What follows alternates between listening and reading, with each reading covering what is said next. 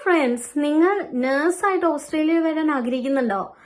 നിങ്ങൾ ഇപ്പോ നേഴ്സായിട്ട് നാട്ടിൽ വർക്ക് ചെയ്യുന്ന ഒരാളാണോ? അങ്ങനെയാണെങ്കിൽ ഈ വീഡിയോ നിങ്ങൾക്കുള്ളതാണ്. ഫസ്റ്റ് നിങ്ങൾ ചെയ്യേണ്ട കാര്യം NCLEX RN എക്സാം ക്രാക്ക് ചെയ്യണം. ഇത് കേൾക്കുമ്പോൾ തന്നെ എല്ലാവരും അയ്യോ NCLEX RN ഭയങ്കര പാടാണ്, ഭയങ്കര ടഫാണ്. ചെറുതായിട്ട് എന്നിരുന്നാലും നിങ്ങളെ കൊണ്ട് പറ്റും. നിങ്ങൾ നഴ്സിംഗ് പാസ്സായ ഒരു സ്റ്റുഡന്റ് ആണെങ്കിൽ definitely you can crack this exam. എങ്ങനെ?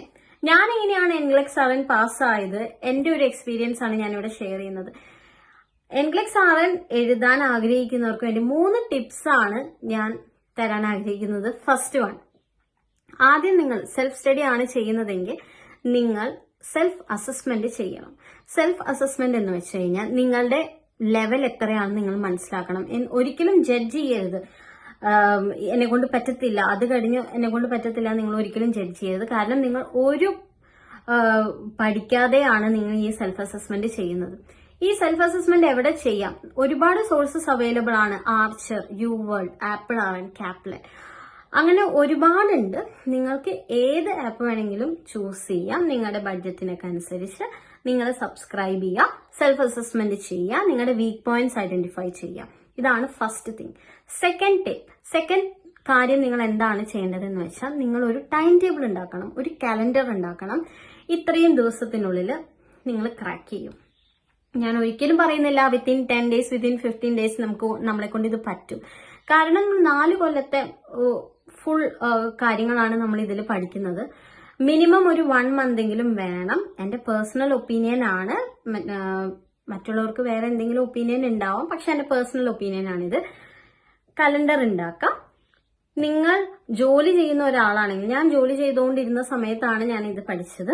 അങ്ങനെ ആണെങ്കിലും ഒരു ദിവസം 2 മണിക്കൂറെങ്കിലും നിങ്ങൾ ഇതിനു വേണ്ടി സമയം കണ്ടെത്തണം പഠിക്കാൻ വേണ്ടിയിട്ട്. അങ്ങനെ നിങ്ങൾക്ക് സിസ്റ്റം വൈസ് പഠിക്കാം, അല്ലെങ്കിൽ നിങ്ങൾ ആപ്പിലൂടെ നിങ്ങൾക്ക് ഓരോ ടോപ്പിക് വൈസ് പഠിക്കാം. അത് നിങ്ങളുടെ ഇഷ്ടം. എങ്ങനെയാണ് ഓരോരുത്തർക്കും കൺവീനിയന്റ് ആയിട്ടുള്ള വേ അവർക്ക് ചൂസ് ചെയ്യാം. അങ്ങനെ ഫൗണ്ടേഷൻ, ബേസിക്, മെഡിക്കേഷൻസ്, അങ്ങനെ എല്ലാ കാര്യങ്ങളും പഠിച്ചു കഴിഞ്ഞതിന് ശേഷം മോക്ക് ടെസ്റ്റ് ചെയ്യാൻ ആരംഭിക്കുക. അതാണ് തേർഡ് ടിപ്പ്. മോക്ക് ടെസ്റ്റ് ചെയ്യാൻ ആഗ്രഹിക്കുമ്പോൾ അത് നമ്മൾ സ്റ്റാർട്ട് ചെയ്യുമ്പോഴും അതിന്റെ സ്കോർ ഒരിക്കലും ജഡ്ജ് ചെയ്യരുത്. കാരണം നമ്മൾ എല്ലാം പഠിച്ചു കഴിഞ്ഞാലും മോക്ക് ടെസ്റ്റ് ചെയ്യുമ്പോൾ നമ്മൾ ക്വസ്റ്റ്യൻസ് നമ്മൾ അപ്പോഴാണ് ഫെമിലിയർ ആവുന്നത്. നമുക്ക് സ്കോർ കുറവ് കിട്ടാനും ചാൻസ് ഉണ്ട്. ഈവൻ എനിക്ക് എക്സാമിന്റെ തലേദിവസം വരെ മോക്ക് ടെസ്റ്റിന് ഒരു 60-65 ഇടയിലാണ് കിട്ടിയത്. Don't worry. നിങ്ങൾ ഓരോ ക്വസ്റ്റ്യനും ചെയ്തതിന് ശേഷം അതിന്റെ റാഷണൽ നിങ്ങൾ നോക്കുക, നിങ്ങൾ അത് പഠിക്കുക, നെക്സ്റ്റ് ക്വസ്റ്റ്യനിലോട്ട് പോവുക. അങ്ങനെ ചെയ്യാം. റാഷണൽ ഒരിക്കലും സ്കിപ്പ് ചെയ്യരുത്. ഈ 3 കാര്യങ്ങൾ നിങ്ങൾ റെഗുലർലി ചെയ്യുവാണെങ്കിൽ ഡെഫിനറ്റ്ലി നിങ്ങൾക്ക് NCLEX RN എക്സാം പാസ്സാവാൻ പറ്റും. നിങ്ങൾക്ക് ഒരു രജിസ്റ്റർഡ് നഴ്സായിട്ട് ഓസ്ട്രേലിയയിൽ വർക്ക് ചെയ്യാൻ പറ്റും. ഓക്കെ, നിങ്ങൾക്ക് ഈ വീഡിയോ ഇഷ്ടപ്പെടുവാണെങ്കിൽ നിങ്ങൾ ലൈക്ക് ചെയ്യുക, ഷെയർ ചെയ്യുക, സബ്സ്ക്രൈബ് ചെയ്യുക. NCLEX RNന്റെയും നഴ്സിംഗ്, ഓസ്ട്രേലിയൻ നഴ്സസിനെ കുറിച്ചും ഞാൻ ഇനിയും വീഡിയോസ് ഇടുന്നതായിരിക്കും. ഇതെന്റെ ഫസ്റ്റ് വീഡിയോ ആണ്.